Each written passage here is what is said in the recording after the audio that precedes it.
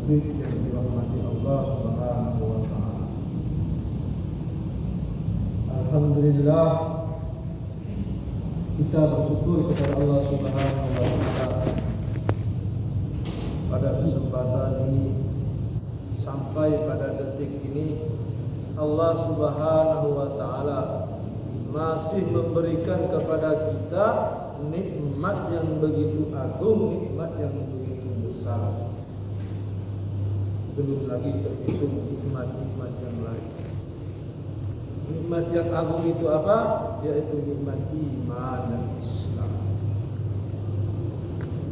Maka para ulama katakan, ketahuilah, ketika seseorang itu telah diberi nikmat yang besar ini, nikmat yang agung ini, maka bagaimanapun keadaannya di dunia, bagaimanapun bentuk dan rupanya, apapun profesinya, selagi iman ini ada di dalam hatinya, maka insya Allah mereka ini adalah merupakan calon raja-raja di surga ini Allah Subhanahu wa taala. Salam dan salawat semoga tercurahkan selalu atas junjungan Nabi besar kita baginda Muhammad sallallahu alaihi wasallam. Nabi rahmah, Nabi yang begitu sayang kepada umatnya, Nabi yang begitu agung, Nabi yang begitu mulia, bahkan pemimpinnya para nabi. Saking mulianya baginda Rasulullah sallallahu alaihi wasallam ini, sampai-sampai umatnya pun ikut dimuliakan Allah Subhanahu wa taala. Umatnya baginda Nabi Muhammad sallallahu alaihi wasallam dibanding umat-umat Nabi sebelumnya ini banyak perbedaan, banyak keistimewaan yang Allah berikan. Di dalam salah satu riwayat Rasulullah sallallahu alaihi wasallam mengatakan, umatku ini datangnya di akhir memang, tetapi nanti haram surga ini dimasuki oleh umat-umat yang lain sebelum umatku memasukinya terlebih dahulu. Umur mereka ini pendek, tetapi nilai amal mereka ini dilipat gandakan oleh Allah Subhanahu wa taala. Bahkan yang lebih agung lagi, kerja ataupun usaha nabinya ini juga dijadikan kerja umat ini, sehingga kerja ini menjadikan apa? Sebab kemuliaan untuk umat itu sendiri. Jemaah yang dimuliakan Allah Subhanahu wa taala, semua orang di dunia ini selagi dia normal pasti pengen yang namanya sukses. Pasti pengen yang namanya itu jadi orang yang beruntung, jadi orang yang berbahagia, baik dari orang tua, anak muda, bahkan anak kecil sekalipun. Tetapi jarang sekali yang memikirkan bagaimana cara mendapatkan kesuksesan. Maka para ulama mengatakan di antara cara orang yang bisa mendapatkan kesuksesan itu, mereka senantiasa menggunakan waktu dan kesempatan yang Allah berikan betul-betul digunakan dengan baik dan benar. Jemaah yang dimuliakan Allah Subhanahu wa taala, kita berbicara tentang waktu, maka sedikit kita ini memikirkan atau merenungi makhluk Allah yang namanya waktu ini. Saking begitu pentingnya waktu ini, Allah Subhanahu wa taala menurunkan satu surat. Walaupun surat ini pendek, tetapi ketahuilah makna yang begitu dalam yang ada di dalamnya, yang terkandung di dalamnya. Bahkan ulama mengatakan, sampai-sampai dahulu para sahabat radhiyallahu anhum, para tabi'in, bahkan para orang-orang soleh terdahulu, senantiasa surat ini menjadi hiasan-hiasan dalam majelis mereka, senantiasa dibaca dalam majelis-majelis mereka, karena mereka senantiasa merenungi kandungan yang terdapat di dalam surat ini. Bahkan Imam Syafi'i rahmatullah mengatakan, kalau saja orang-orang beriman ini mengetahui kandungan yang terdapat terdapat di dalam surat ini, dan kemudian mereka mampu untuk mengamalkan apa yang terkandung di dalamnya, maka seperti dia ini telah mengamalkan 2/3 dari agama Islam. Wal 'asri innal insana lafi khusrin illa alladziina amanu wa 'amilus shalihati wa tawassaw bil haqqi wa tawassaw bis sabr. Wal 'asr, Allah Subhanahu wa taala bersumpah atas nama makhluk yang Allah sendiri ciptakan yang namanya waktu. Maka dalam kaidah bahasa itu waw di sini namanya waw qasam, bermakna sumpah.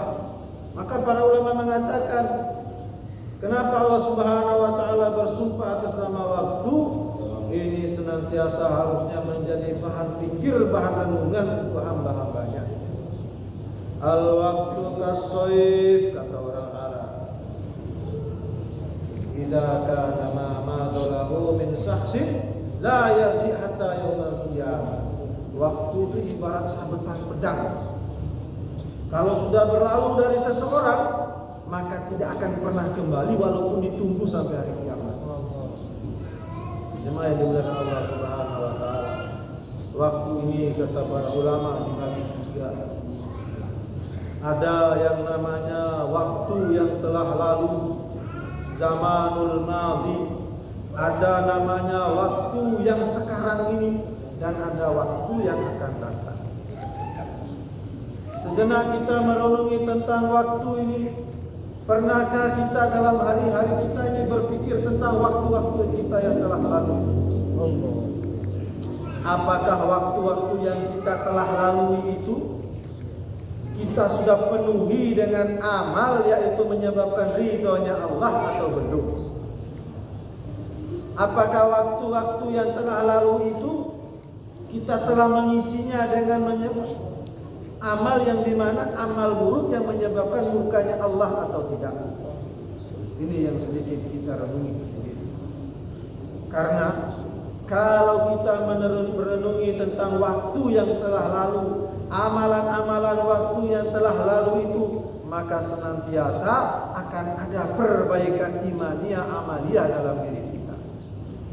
Tanda orang yang benar, maka dia akan banyak-banyak istighfar, minta ampun kepada Allah. Ya Allah, dahulu kemarin saya menggunakan waktu-waktu saya tanpa taat kepadamu, maka saya akan gunakan waktu yang saya miliki untuk taat kepadamu. Belum lagi hadirin kita merenungi waktu yang akan datang. Sudahkah kita ini mempersiapkan diri kita untuk memaksimalkan waktu itu agar kita ini memperbaiki hubungan kita dengan Allah Subhanahu wa taala?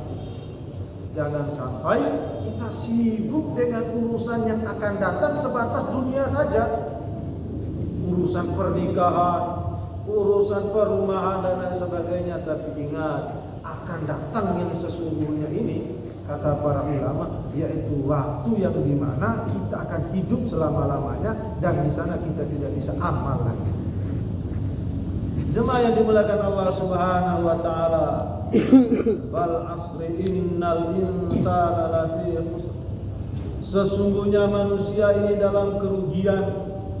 Maka para ulama mengatakan, kalau saja salah satu di antara kita ini diberi sertifikat hak milik Pulau Sumba ini milik dia, maka tidak dikategorikan beruntung. Semua orang-orang di Indonesia ini ngontrak satu sama orang, salah satu dari kita ini, maka tidak pun dikategorikan beruntung. Illal ladzina amanu. Kapan manusia itu dikatakan beruntung? Setelah dia beriman kepada Allah Subhanahu wa taala. Pasarnya manusia itu rugi. Nah, kapan dia tidak rugi? Yang pertama yaitu beriman kepada Allah Subhanahu wa taala. Maka di dalam ayat lain hadirin, Allah berfirman, Ya ayyuhalladzina aminu, wahai orang-orang yang beriman, hendaklah kalian beriman. Para ulama mengatakan, setelah kita ini beriman, kok jangan santai-santai dengan iman yang telah ada. Tetapi harus ada usaha untuk meningkatkan daripada mutu iman kita. Karena kalau mutu iman ini meningkat, insya Allah mutu amal akan meningkat.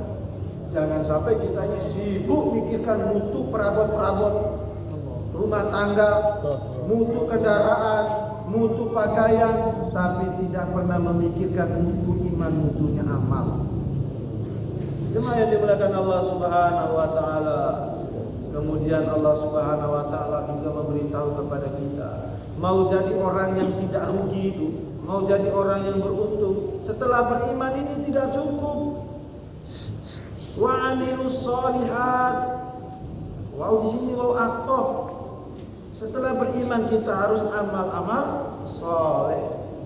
Para ulama mengatakan amal soleh itu apa? Amal yang sesuai dengan iman. Amal yang sesuai dengan la ilaha illallah Muhammadur Rasulullah. Kalau kita imannya kepada Allah, berarti usaha taat kepada Allah Subhanahu wa taala. Ini makna secara umum. Kalau kita iman kepada baginda Rasulullah SAW, berarti usaha kita ini mengikuti daripada syariat apa yang telah beliau bawa, apa yang telah beliau contoh. Jemaah yang dimuliakan Allah Subhanahu wa taala, amal soleh. Kemudian ulama juga mengatakan jangan lupa inti dan pokok dari urusan amal ini adalah sholat. Kalau seseorang ini sholatnya baik, maka nanti amal-amal yang lain ini akan baik hasilnya. Wa idza fasadat, kalau amal sholatnya ini rusak, maka nanti amal-amal yang baik itu alamat ikut rusak. Jemaah yang dimuliakan Allah Subhanahu wa taala, as-salatu imaduddin. Salat ini adalah merupakan tiangnya agama. Barang siapa yang menegakkan salat, maka dia telah mengokohkan agamanya. As-salatu karra'si fil jasad. Salat ini sebagaimana kepala pada jasad. As-salatu mi'rajul mu'minin. Salat ini adalah kemuliaan, kewibawaan orang-orang yang beriman. Maknanya apa? Ketika orang beriman ini sudah tidak mau salat, alamat hina di pandangan Allah Subhanahu wa taala. Wibawanya akan rusak. Di depan makhluk saja rusak. Jemaah yang dimuliakan Allah Subhanahu wa taala. Sebagaimana tadi, sholat itu seperti kepala pada badan. Orang jasad manusia ini, kalau dia ini tidak memiliki tangan, insya Allah itu masih dikatakan manusia, Pak.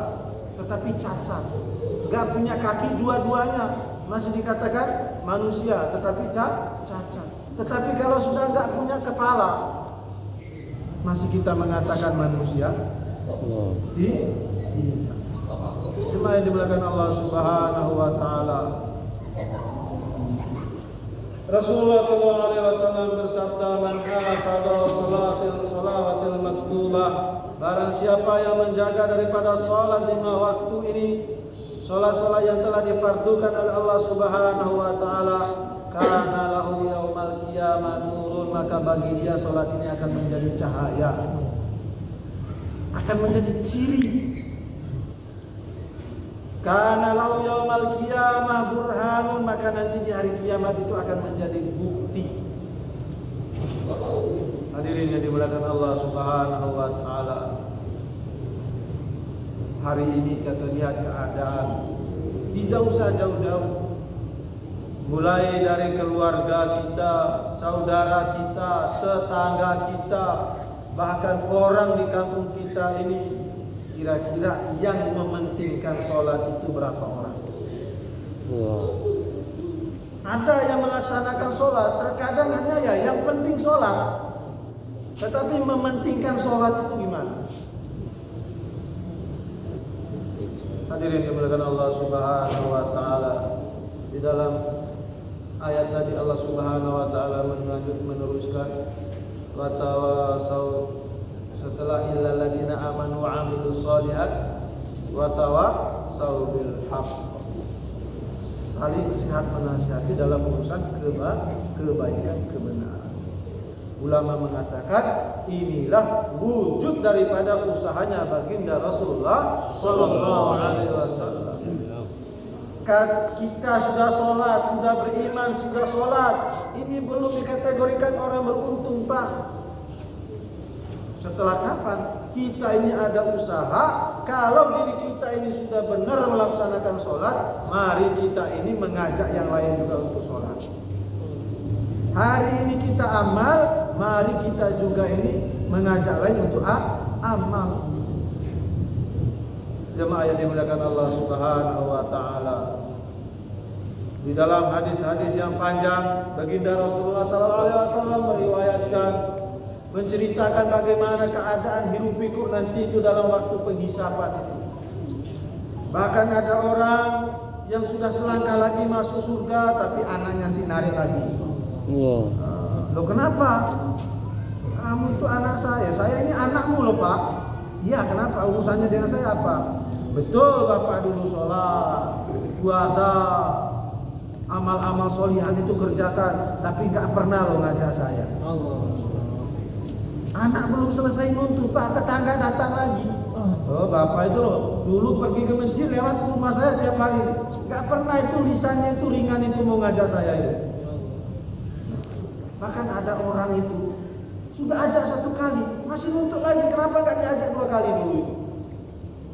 Allah, inilah pentingnya daripada kita ini bikin suasana saling ajak mengajak, saling sehat menasehati, saling ingat mengingatkan, lebih-lebih dalam urusan sholat, dalam urusan akhirat. Hadirin dimuliakan Allah Subhanahu wa taala. Maka para ulama mengatakan Rasulullah SAW ini habis-habisan untuk urusan agama ini. Untuk umat ini habis-habisan usaha beliau. Pergi pagi pulang sore, pagi pergi ini pakaian bersih, pulang sudah rusuh semua. Dilempari batu. Malam harinya juga mendoakan umat ini ibadah sholat sampai kaki beliau ini bengkak-bengkak. Bahkan Rasulullah SAW mengatakan, inni la asma'u yaumal qiyamah li aktsara mimma wajhil ab mimma darin aw hajarin. Kerisauan kecintaannya beliau terhadap umat ini luar biasa. Semasa hidup beliau, bahkan nanti di hari kiamat, di hari yaumil akhir itu, beliau mengatakan, aku mensyafaati umatku itu lebih banyak daripada jumlah kerikil dan bebatuan yang ada di muka bumi. Allah. Itu sikap baginda Rasulullah terhadap kita umatnya ini. Nah sekarang pertanyaannya, andil kita ini dalam agama ini apa? Ngaku kita cinta kepada Nabi, terus prakteknya itu seperti apa? Pengen mengharapkan syafaat Nabi, pengen mendapatkan rahmat Allah, pengen mendapatkan ridha Allah, tetapi prakteknya sejauh apa? Jemaah yang dimuliakan Allah Subhanahu wa taala. Inilah diantara maksud dan tujuan jamaah ini datang jauh-jauh dari rumah kami. Kami punya keluarga juga Pak, punya pekerjaan juga. Tetapi untuk urusan agama, bukan kami meninggalkan pekerjaan kami, tidak, meninggalkan keluarga kami, tidak, tetapi semuanya diatur dan ditata agar kapan kok waktu kita ini sebagian kecilnya itu bisa untuk meniru daripada usahanya baginda Rasulullah sallallahu alaihi wasallam. Dahulu kita mendengar cerita Wali Songo, kita mendengar cerita para mubalik yang membawa agama sampai ke pulau-pulau, sampai ke pelosok-pelosok desa. Tetapi mereka hari ini sudah tidak ada lagi. Lalu para ulama mengatakan, kalau saja mereka dulu itu ibarat orang yang menanam pohon, sekarang pohon ini loh mau dirawat, mau dipupuk, belum ada yang lanjutin. Nunggu siapa kira-kira? Dan kalau kita hari ini tidak ada pikir sampai ke sana, maka bagaimana pula dengan nasib generasi kita selanjutnya? Allah. Hadirin dimuliakan Allah Subhanahu wa taala. Karena sudah menjadi sunnatullah, waktu yang kita miliki ini, kalau kita tidak gunakan untuk agama sebagiannya, maka waktu kita akan tetap habis, tetapi bukan untuk urusan agama. Harta juga begitu, tetap habis, tetapi bukan untuk urusan agama. Allah. Padahal hakikatnya harta kita yang akan menjadi harta nanti di akhiratnya itu harta yang digunakan untuk agama. Waktu yang akan digunakan untuk agama, diri yang digunakan untuk agama. Itulah yang dimaksud Allah Subhanahu wa taala di akhir ayat itu, watawasau bis-sabr. Mananya apa? Setelah kita ini beriman, amal soleh, ajak mengajak, saling sehat menasihati, ini semua perkara berat, Pak. Perkara berat. Ringan kecuali diringankan oleh Allah Subhanahu wa taala, mudah kecuali dimudahkan oleh Allah Subhanahu wa taala. Makanya di situ Allah Subhanahu wa taala mengatakan hendaknya sehat nasihat, saling nasihat menasihati dalam kesabaran. Karena kalau kita tidak sabar, tidak ada yang namanya keberhasilan. Tidak sabar. Tuan-tuan dimuliakan Allah Subhanahu wa taala. Karena kita ini tahu kita manusia ini usaha amal, tetapi di samping kita, di belakang kita ada yang namanya syaitan yang senantiasa usaha bagaimana amal kita ini rusak, bagaimana kita ini enggak mampu untuk beramal, itu usaha mereka. Kemudian kita usaha untuk amal, nanti mereka pun masih lagi digoda bagaimana amal ini nanti itu enggak bisa istiqomah. Kita lawan bisa istiqomah, nanti digoda lagi bagaimana nanti kita itu biar tidak bisa ikhlas.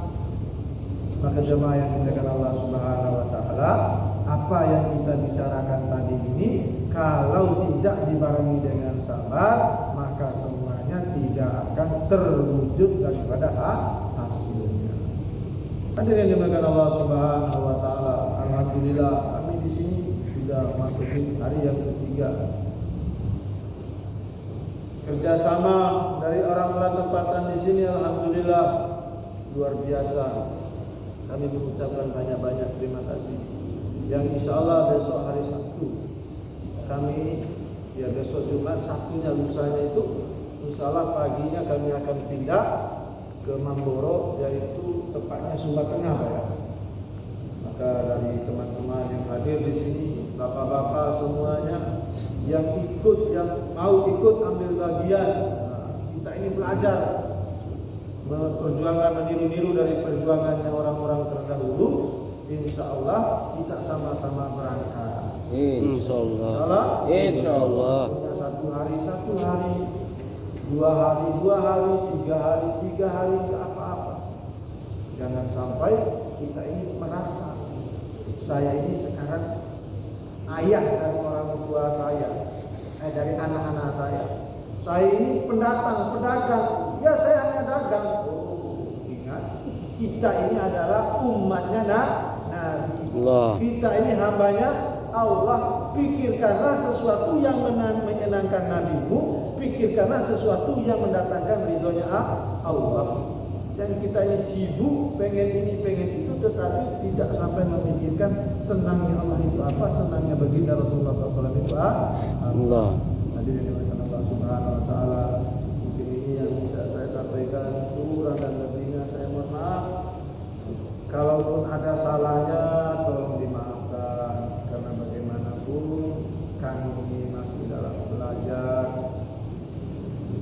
Yang benarnya datangnya dari Allah Subhanahu wa taala. Sempurnanya majelis ini kita tutup dengan doa kepada majelis.